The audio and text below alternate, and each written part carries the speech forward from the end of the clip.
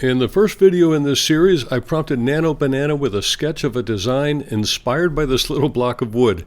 In this one, I'm starting with a simple plan for an affordable modern house, inspired, believe it or not, by a graham cracker and marshmallow s'more. The key to prompting Nano Banana with a sketch, and to good freehand sketching in general, is getting the proportions right.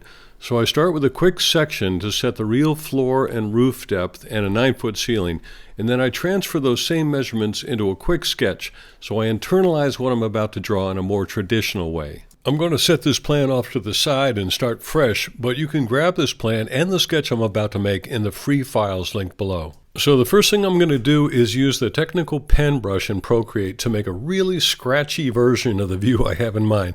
This isn't the final sketch yet. It's just something to get my hand moving and get my thinking going, so I can add a bit more realism to the idea before I move on to a more careful but still very simple sketch that I'll use to prompt Nano Banana. From my earlier experiments with Nano Banana, I've found it's really helpful to add some tone because it helps the AI read the three-dimensional form and understand what's glass and what's falling into shadow.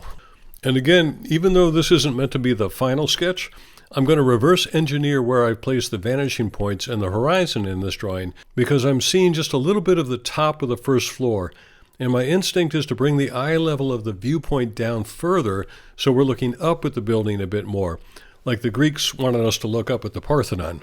Now, to be honest, my intention was never to use this sketch as the Nano Banana prompt, but on a whim, I went back into Gemini and asked it to help me write a prompt that would turn this sketch into an architectural photograph. And remember, all these prompts will come with a free download that comes with this video in the description below. And then I uploaded the image and uploaded the prompt, and lo and behold, I was amazed. Now remember, this isn't the main climax coming later in this video, but the results surprised me enough that I decided to push it a little further, and I next asked Gemini to help me write another prompt that would take the solid wall on the left and turn it into a screen porch, and this is what that produced. So I don't know what to say other than let's keep going, because wait until you see the equally miraculous results that come from the next sketch we're about to make. Now I'm going to speed this up a little for the purpose of brevity, but I keep going and pull up my trusty technical pen brush, and I'll set the horizon line where we said it would be and start laying out the proportions of this rectangle. And that first vertical ends up being somewhere around 12 to 14 feet high, so by taking half of that, I get about 6 feet, which helps me work out the thickness of the floor slab and the roof slab. But first I want to get right to that screen porch on the left side. And I'm going to use proportions. I'm going to go a little bit less than 12. I'm going to make it about 10 feet wide and put that first line in there. Now I'm going to go back to that technique in Procreate where you pull a line and you hold the pencil down at the end and it snaps straight. These are just guidelines. I'm going to erase them later, but they're really helpful to start the project with, and they underscore the fact that we're not going to make a precious artistic sketch, but just a clear sketch. And using that same 12 to 14 foot height, I can come down and strike the basement and garage floor at about minus 10 feet, and from there, everything else starts to fall into place. In goes the car, and those receding rectangles on the left give me a good double check on the scale as things recede. At that point, I'll add a few more perspective lines for the porch, the major voids in the structure, and then clean things up quickly with the eraser, because above all, I don't want to get too precious. Now I can bring the plan back into view to remind myself of the details, and even catch a few proportions I might have gotten wrong. I can clean up the sketch, always conscious of where the vanishing points are, and always approximating squares to keep my horizontal dimensions honest. Finally, the horizon line is sitting right at the bottom of the floor slab, giving us that upward-looking Parthenon-style view. From there, I can slowly start adding a bit of detail, lightly sketching in some interior walls, because that's going to help Nano Banana read a sense of life happening inside the glass. And again, everything here is still scratchy and rough. My emphasis is clarity, not artistic talent. So I erase any extra lines that don't help Nano Banana understand the form. At this point, I want to add just enough site information to make the image come alive, but still keep everything really simple, like a child sketch. So first I nudge the composition a bit to make room, then I sketch in the hill and the driveway. I add a little context to the sides, drop in the retaining wall. I make the cantilever read more clearly, then come back underneath and clarify what's happening at the basement and garage level, making sure the foundation feels pulled back and actually supporting the house. Then I start suggesting trees, super simple double lines, thinking about a hardwood forest in the background and a couple of trees closer to the front so I can get some depth and shadows later. I'll rough in a few branches, fill in the forest just enough, then come back with the eraser and clean up any lines that cross things they shouldn't, because I don't want to confuse Nano Banana. I'll also add some really light interior line work, just hints of furniture and people, because I've learned that gives Nano Banana enough information to create a very convincing interior behind the glass. And I'll add that fireplace too, even though you'll see in a minute that actually got me into trouble. And with that, I'm basically done with the line work and ready for some tone. Now, I love adding tone to a line sketch like this, and I always do this on a new layer. So I grab the flat brush, which I think of as a trusty old magic marker, and I adjust the size and start laying in tone to suggest material changes, depth, areas of shadow. I'm not worried about staying inside the lines here. I can always clean it up later with the eraser. The goal is to just give Nano Banana a clear, readable sketch.